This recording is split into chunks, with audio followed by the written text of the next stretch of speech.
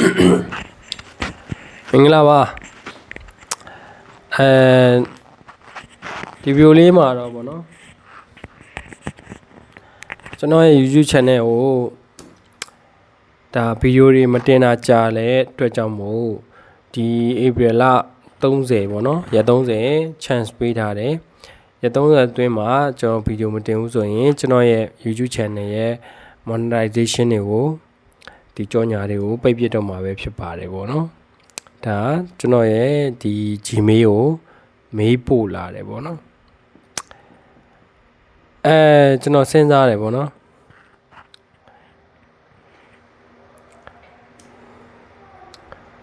ကျွန်တော်စဉ်းစားတယ်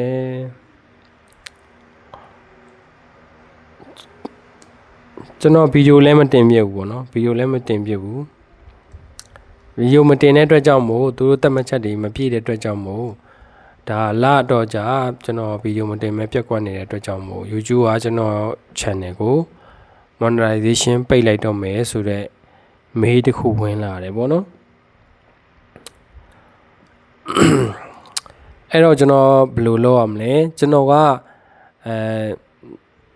ဗီဒီယိုတွေကိုတွေ့ကြတဲ့ဗီဒီယိုတွေ့ကြရဗီဒီယိုလဲကျွန်တော်ရှောက်တင်တာမဟုတ်ဘူးဗောနော်တွေ့တဲ့ဗီဒီယိုကိုကျွန်တော်အဆင်ပြေလို့ရှောက်တင်တာလည်းမဟုတ်ဘူးဒါပေမဲ့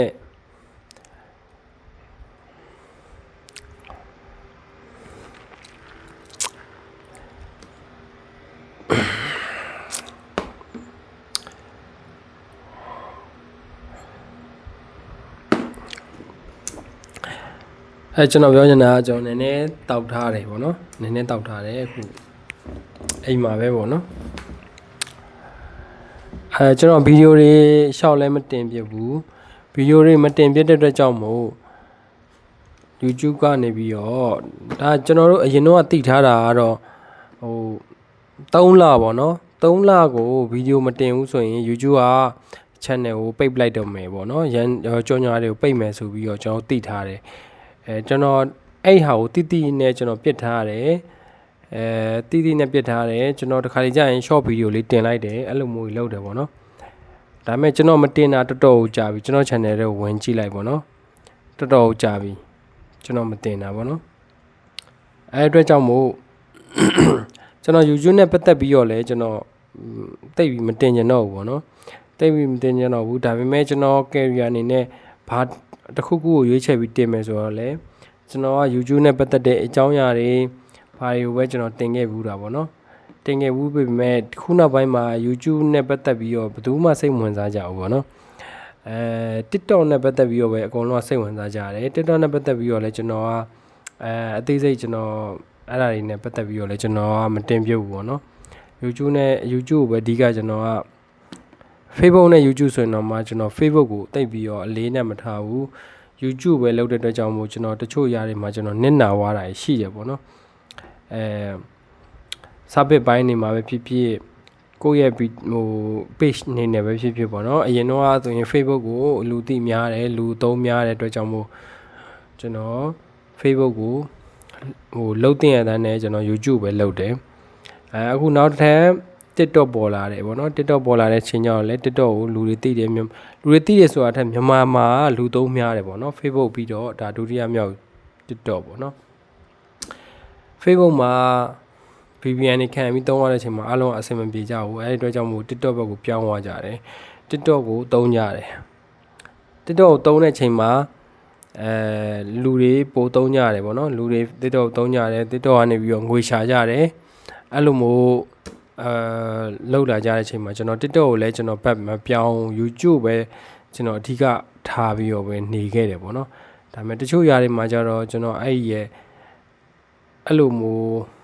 အခုပြောင်းကိုကျွန်တော်လိုက်ပြီးတော့မှမလုပ်လိုက်တဲ့အချိန်မှာကျွန်တော်နောက်ကျကြံခဲ့တာအများကြီးရှိတယ်ပေါ့နော်အဲ့လိုမျိုးတွေပေါ့အခုကတော့ကျွန်တော်အသိပေးချင်တာကကိုယ့်ရဲ့ YouTube channel ကိုလာတော့ကြာဗောနော်အနည်းဆုံး3လဗောနော်3လကျော်တဲ့အထိကျွန်တော်တို့ monetization ရပြီးပြီဆိုရင်3လကျော်တဲ့အထိပြစ်မထားပါနဲ့ဗောနော်ပြစ်ထားတယ်ဆိုရင်ကျွန်တော်လိုပဲတတိပေးခံရမယ်ကြော်ညာပိတ်ခံရမယ်ဒါမျိုးတွေဖြစ်လာနိုင်တယ်ဗောနော် အဲ့အတွက်ကြောင့်မို့ကျွန်တော်တို့ဒီ YouTube channel က monetization ရပြီဆိုရင်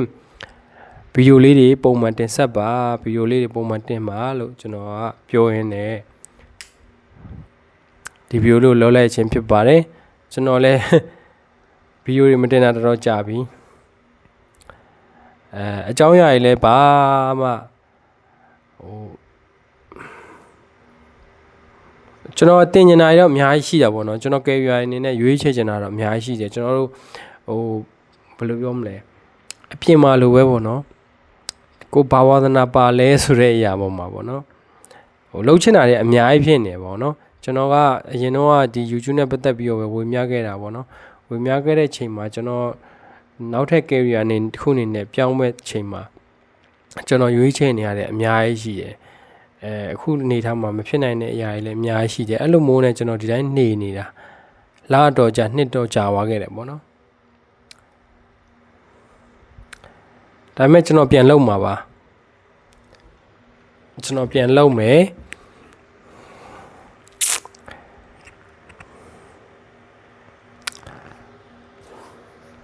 ဟုတ်ကဲ့ပါကျွန်တော်ကတော့အခု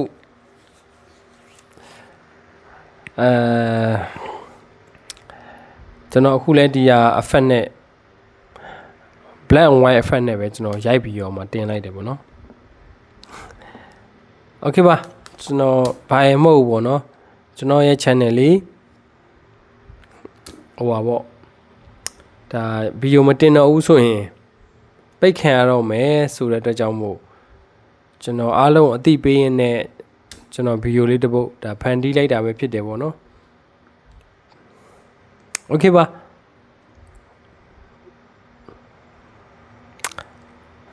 နောက်ဗီဒီယိုမှာပြန်ဆုံကြတာပေါ့ဘိုင်ဘိုင်